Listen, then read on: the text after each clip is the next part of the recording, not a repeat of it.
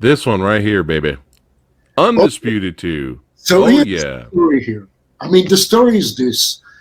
Uh, I love Walter Hill, one of my favorite directors. Yes. The The Warriors. The Warriors. Love the Warriors, Warriors. Come Out and Play, Streets on Fire. Yes. I mean, his westerns, Southern Comfort. I love Walter Hill. So, Hard Times, Charles Bronson. Yeah. So basically, uh, Millennium came to me and said, "We want you to do a sequel to Undisputed."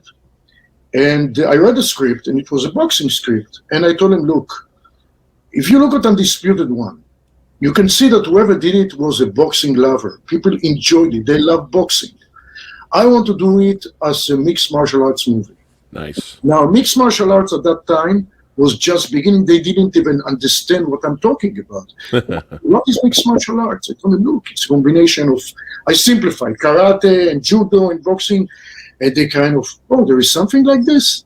So, and then I knew that the only person that can play that role is Michael J. White. I met Michael a few years before. Michael is a legit martial artist. He's an excellent actor.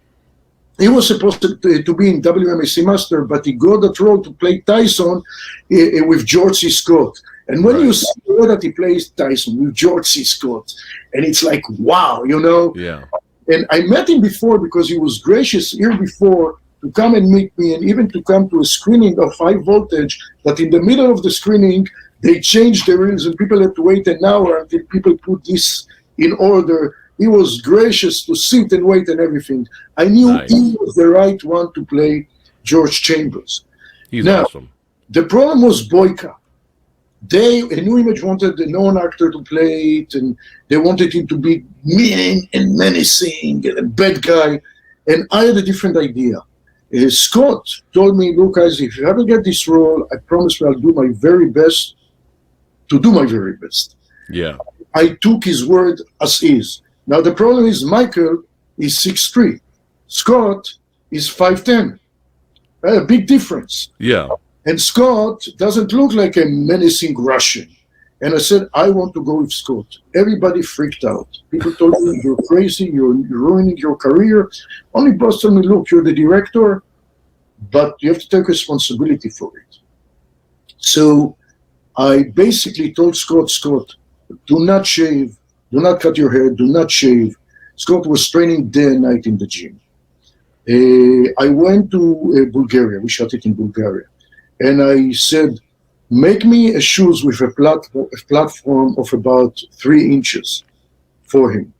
Bring me a very heavy jacket for his character. That jacket was there in all the movies, basically. Yeah. And a very thin jacket for Michael.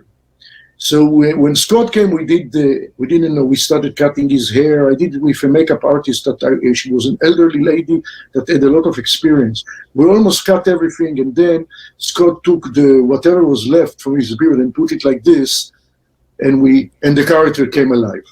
So it was a whole very risky, but it was a good bet. Now, another thing, I felt that the character should be honest in his own way. And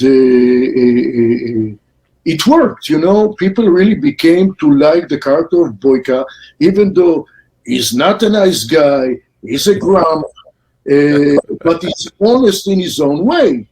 So now you have to understand some of the scenes, not even the fighting, some of the dramatic scenes, Scott was in his shoes and Michael was barefoot, so you could... Right. And I manipulated the lens, Yeah, I didn't even notice at all the height difference. It just worked. That's good. Thanks again for watching. Click on the link below to watch the entire episode, and also you can become a channel member and watch the full episodes ad-free. Don't forget to follow us on social media, and also listen to our Verbal Nectar podcast on Spotify.